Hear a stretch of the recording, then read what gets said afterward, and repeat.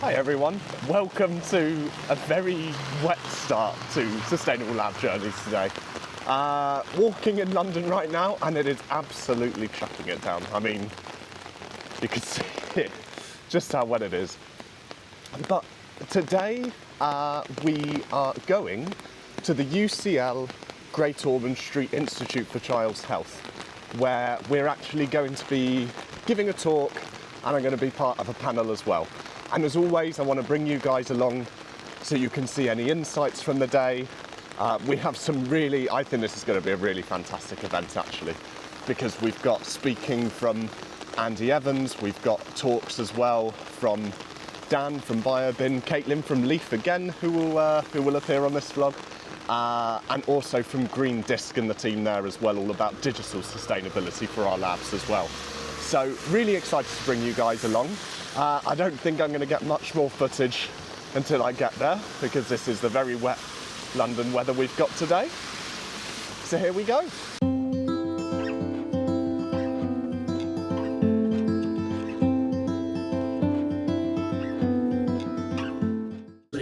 But we know if we leave a sash of a 1.7 metre wide fume hood open at this high, for every minute that's left open, that will suck out of your building enough air that you could have breathed in and out in 12 hours per minute. And that's air conditioned heat and air, and that's why fume hoods cost so much. We're now getting a lot of greenwashing.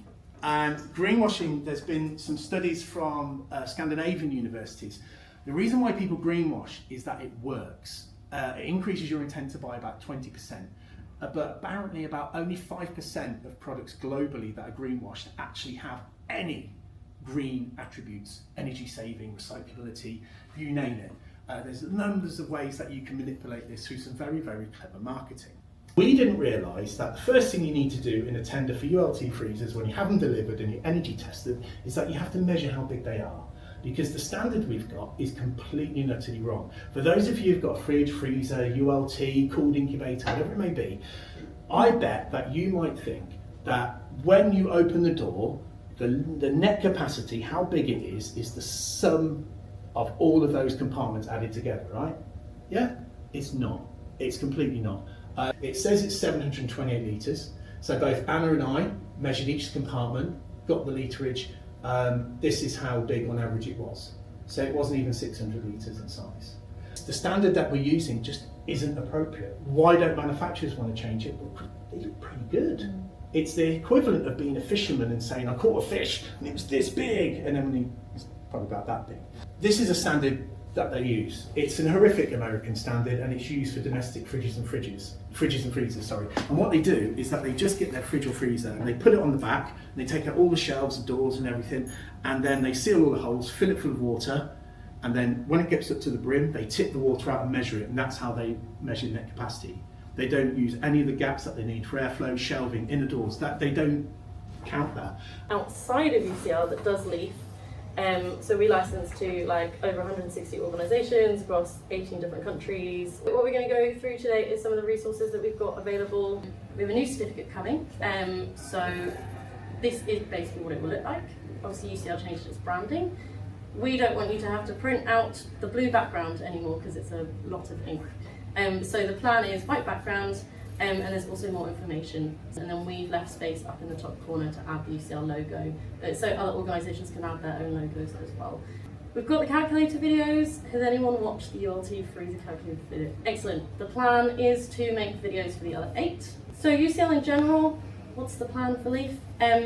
If you weren't already aware, so this came out in September, we are hoping, well no, we're not hoping, we are intending 100% of our wet labs will achieve bronze by 2027 and the highest appropriate level in Leaf by 2029. We're also looking to develop additional frameworks and working with a couple of external partners to do that. And then we will expand availability of Leaf to outside the higher education sector. So we license to over 160 organisations. They're all publicly funded organisations, so universities, research orgs, government funded labs, not companies, just because we don't have capacity. But these are the frameworks that we're working on. Semi-wet dry labs, kind of physics, engineering, geography. There are workshop spaces that you have within your wet labs, animal facilities, so biological services units, arts and design, including conservation. So that top one is the priority with arts and design, including conservation. and then eventually, in a year or two's time, teaching labs. This is the amount of tonnage of waste that is produced in healthcare in England per year. I made a few assumptions here, but if 235,000 tonnes of waste, and these can take about 12 kilograms of waste, and 20% of the total healthcare waste goes into a plastic. In 2022, that was probably about right, along with sharps and whatever else. That means that you need 3.9 million of these across England to dispose of all that waste.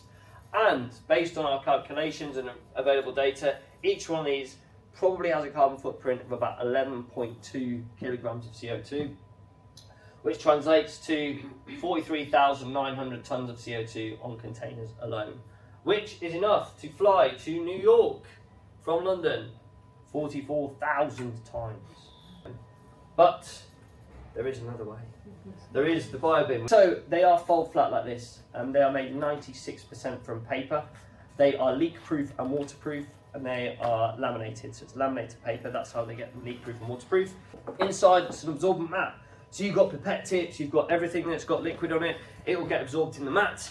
If you look at the 30 litre equivalents here, you can see ours is the equivalent of making, believe it or not, 1 toilet roll. And the equivalent for a part recycled plastic bin is 5 toilet rolls, and a 100% polypropylene bin, 5.5 toilet rolls. You go on our website and you go on the carbon calculator at the top, and you pop in exactly how many plastic bins are being used in your lab. It will spit out the total carbon saving if you switched all those bins to biobins. We work with a lot of universities, but also a lot of hospitals. This is Newcastle upon Tyne, NHS Foundation Trust. They swapped out all their plastic tubs for biobins.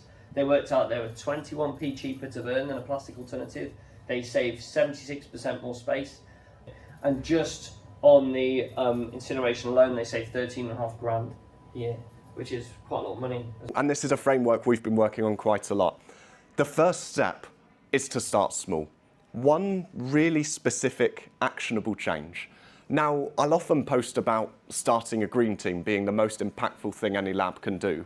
And in that thing in itself, we save no carbon. We say we buy no products, but it keeps accountability for everybody else in that lab to start making change. And I think that's a really important thing. And even though we start small, it really doesn't change as we start to scale. The next is building that into a habit. So miniaturizing one experiment and saving a little bit of carbon here and there is a nice thing to do. But if we don't do it again and again and again, it will be lost. But actually, it can be really, really hard to build habits. It can be hard to build habits for yourself, let alone for other people in your lab. So one of the frameworks I really like is to make the habits stick with this framework called EAST. So I actually first learned about this in a health and safety talk, and I've really wanted to apply it to lab sustainability ever since, because this is all about behaviour change and making others work towards the changes you want to make. So EAST stands for easy, attractive, social and timely. So if we go for the E, I'm sure it makes sense that the thing we want to be changing needs to be easy. Shutting a sash in itself is a very easy change to make. This is a good start. If it is a harder change to make, let's make it as easy as people to adopt as possible. A for attractive, make it feel like a win. If closing the sash feels like you've done nothing, it's going to be less sticky. I'm using shutting the sash as a nice example of a habit people struggle with. But, you know, could you have a little like ta-ding every time you close the sash? Something as simple as this. Social, we copy what others do. If it's just one person doing this, the social aspect is to make it a fun, collaborative event. This could be something like a little competition, either within your departments or your buildings or your labs. Make it something you all want to pull together with. And timely, having the right nudge at the right moment. It's no good having a reminder to close the sash once you're back at your desk. You need it there and then. But within an institution, there is always going to be somebody who wants to help you with this.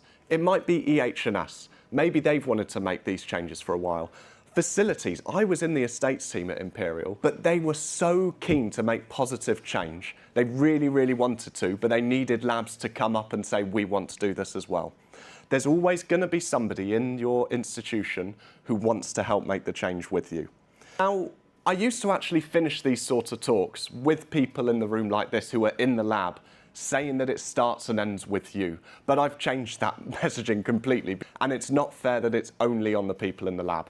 It does take all of these people. All of these people can do individual things to really make a difference, but it will always all be better if we can do it all together.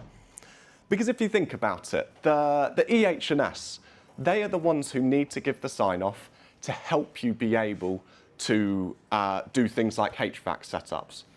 The technicians, they're the ones in the lab and the researchers who actually see what goes on and understands day-to-day what's happening. The student, they're going to come in with new ideas, fresh perspectives. And then as we go to lab managers, heads of department and deans, they're the ones who can really help us to unlock the time to do this. Because we know, I mean, I've already spoken about some of the cost savings that could be made. And a lot of them aren't just beneficial to the lab, they're beneficial to the institution as a whole. So really, the take-home message here is that individual action is powerful, but the collective version is kind of unstoppable. What I think the biggest barrier is a lot of the time with regulation. So we've done projects where, for instance, we work with a microbiology lab in an NHS facility, specifically with specimen bags. Because when a specimen bag gets a vial in it, it goes to the lab, they take the vial out. If it's leaked, they put it in a yellow bin. If it's not leaked, it's just essentially a bit of plastic and a plastic bag. And we wanted to do a project where instead of putting that in a bin and sending it to get burned, we would actually take all those plastic bags, which is literally hundreds of thousands a year, and send them to a recycling facility to then get made back into specimen bags. So you're sort of closed loop using the same specimen bags.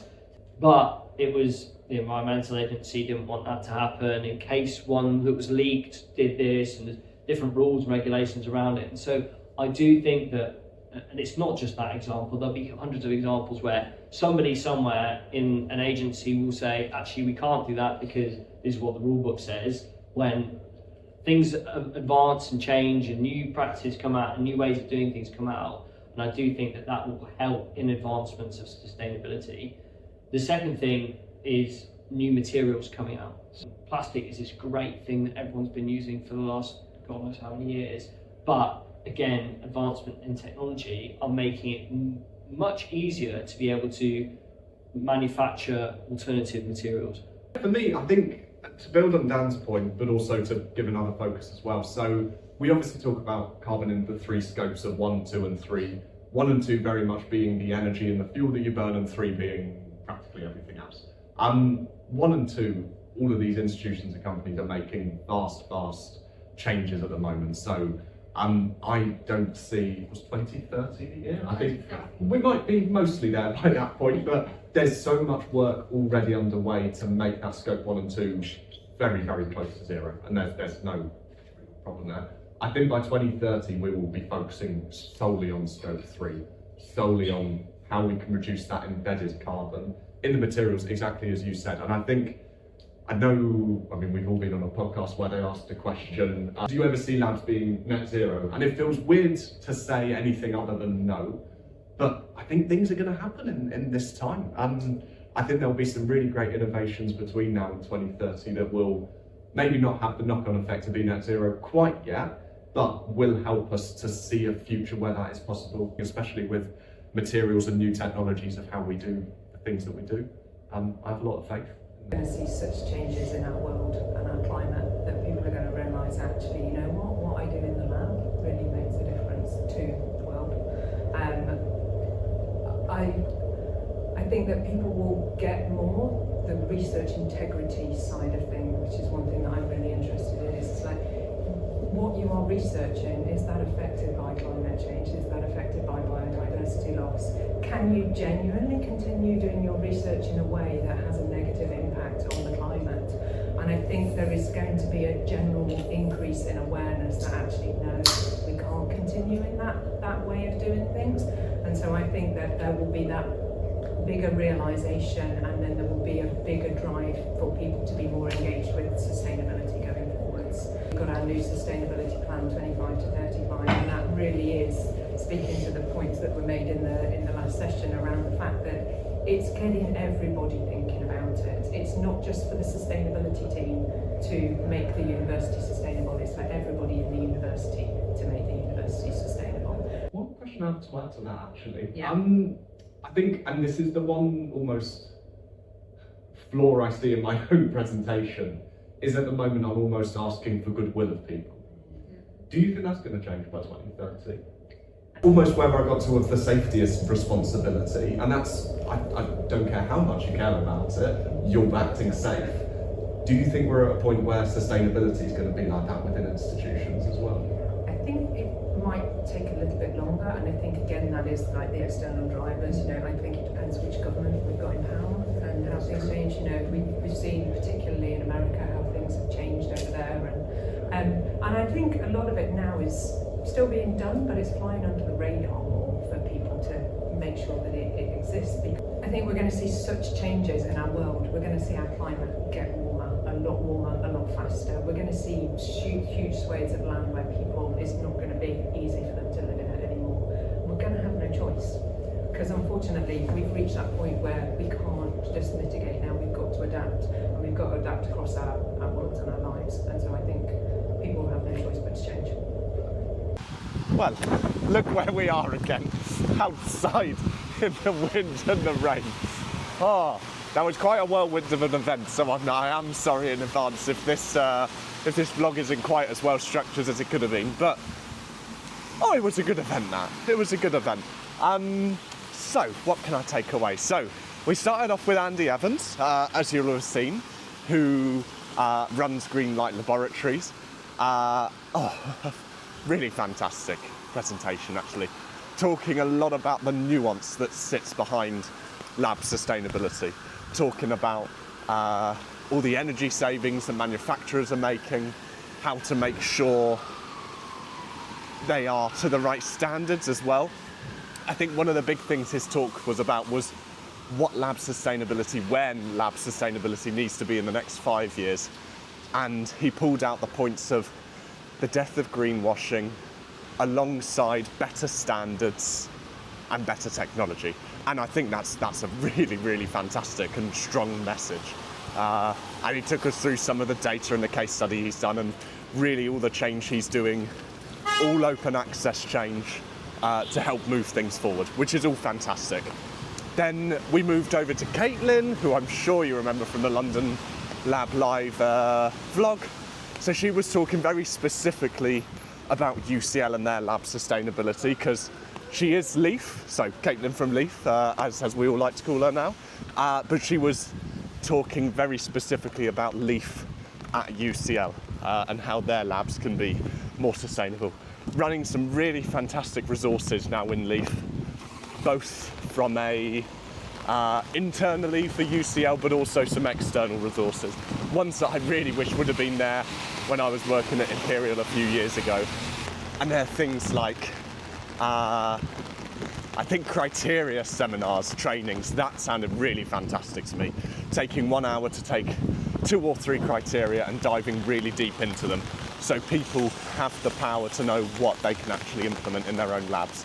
Really fantastic stuff. Then we went to Dan from BioBin, who I've mentioned a few times.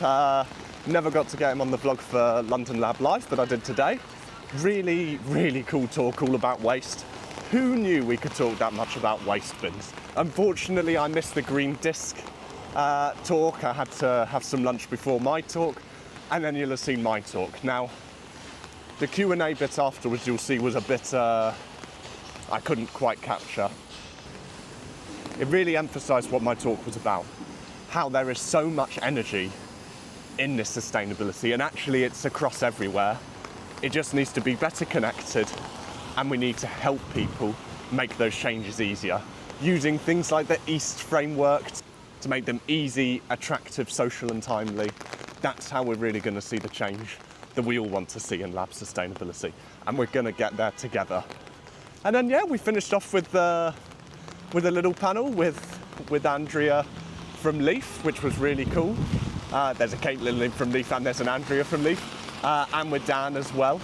And it was a really great panel, actually.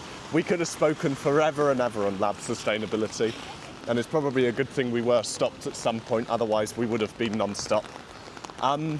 So yeah, as I walk back in the rain under my purple umbrella once again, I think my take-home message is exactly the same.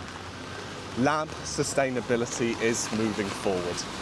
There is so much positive energy, both from those in the labs and outside the labs. And I think my role here is to help connect those better. Connect them better with easy to understand frameworks. One of the really great questions I had today was whether we could have like a little catchy framework for how to miniaturize an experiment.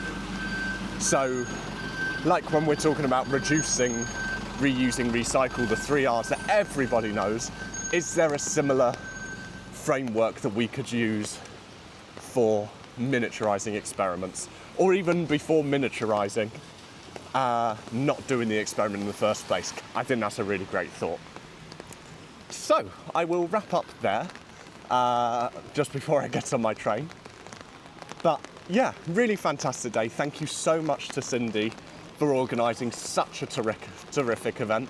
It was so brilliant to meet some people who I've been connecting with recently, and then with people like Andy, who I spoke to ages ago, back in my time at Imperial, where we collaborated on some case studies there. Really fantastic. If you like this vlog, please make sure you like and subscribe. There'll be plenty more coming. And we also go behind the scenes of lab companies as well. So that's what we're doing on this channel, and it's growing every day, and it's really great to have you all here. So thank you all for watching, and I'll see you in the next one.